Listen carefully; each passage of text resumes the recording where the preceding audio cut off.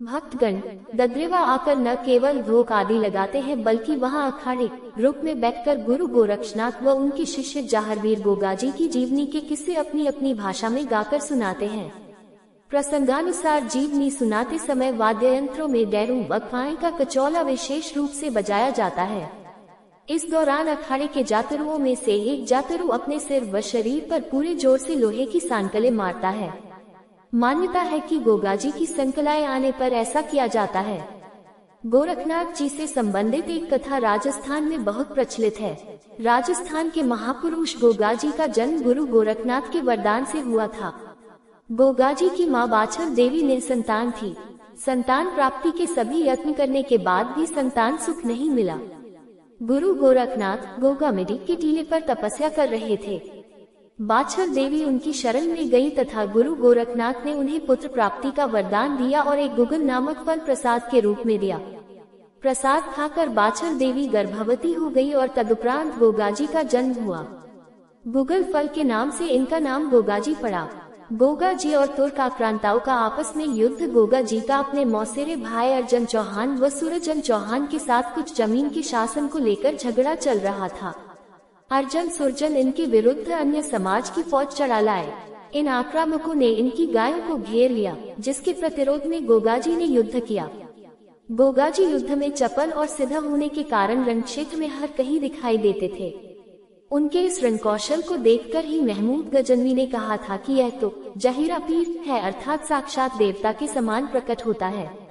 इसलिए ये जाहर पीर के नाम से भी प्रसिद्ध हैं। कुछ लोग जाहर पीर का मतलब भगवान नरसिंह के वीर से जोड़ते हैं। राजस्थानी लोक कथा अनुसार ये युद्ध भूमि में अपने 47 पुत्रों तथा 7 भतीजों के साथ वीरगति हुए। उत्तर प्रदेश में भी इन्हें जाहर पीर के नाम से जाना जाता है। मुसलमान इन्हें गोगा पीर कहते हैं। गोगाजी ने गौरक्षा एवं तुर्क आक्रांताओं महमूद गजनवी से देश की रक्षार्थ अपने प्राण न्यौछावर कर दिए। राजस्थान का किसान वर्षा के बाद हल जोतने से पहले गोगाजी के नाम की राखी गोगर आखड़ी हल और हाली दोनों को बांधता है। गोगाजी के थान खेजड़ी वृक्ष के नीचे होते हैं, जहां मूर्ति एक पत्थर पर सर्प की आकृति अंकित होती है। इसलिए बागड़ में तो ये कहावत है कि गांव गांव गोगो ने गांव गांव खेजड़ी। ऐसी मान्यता है कि युद्ध भूमि में लड़ते हुए गोगाजी का सिर चूरू जिले के जिस स्थान पर गिरा था वहां शीशमिली तथा युद्ध करते हुए जहां शरीर गिरा था उसे गोगामिली कहा गया। गोगाजी के जन्म स्थल दद्रेवा को शीर्षमिली तथा समाधि स्थल गोगामिडी भादरा हनुमानगढ़ को धुरमिली भी कहते हैं। गोगाजी के बारे में कथा है जो कि विभिन्न लोकगीतों और गोगाजी के जागरण में भगत समया द्वारा गाई जाती है। कथानुसार पांडवों में एक पांडव अर्जुन हुए। अर्जुन के पौत्र का नाम परीक्षित था। एक बार राजा परीक्षित के सिर पर कलयुग सवार हो गया। तब राजा ने आखिर के समय वन में कलयुग के प्रभाव में आकर अपने एक प्रश्न का उत्तर ऋषि शमीक द्वारा परिस्थितिवश न दे पाने के फलस्वरूप ऋषि के गले में मृत सर्प डाल दिया था। परीक्षित के इस कृत्य से अनभिज्ञ ऋषिपुत्र श्रृंगी को जब ये ज्ञात हुआ तो उसने श्राप दे दिया कि जिस किसी ने भी मेरे पिता के गले में मृत सर्प डाला है उसे आज से 7वें दिवस तक्षक नाग डसकर मृत्युलोक पहुंचा देगा। राजा को जब ये ज्ञात हुआ तब उसने अपने लिए एक सप्ततल प्रासाद महल निर्मित करवाया, परंतु कड़ी सुरक्षा के पश्चात भी तक्षक नाग प्रासाद में प्रवेश कर गया और राजा को 7वें दिवस डस लिया।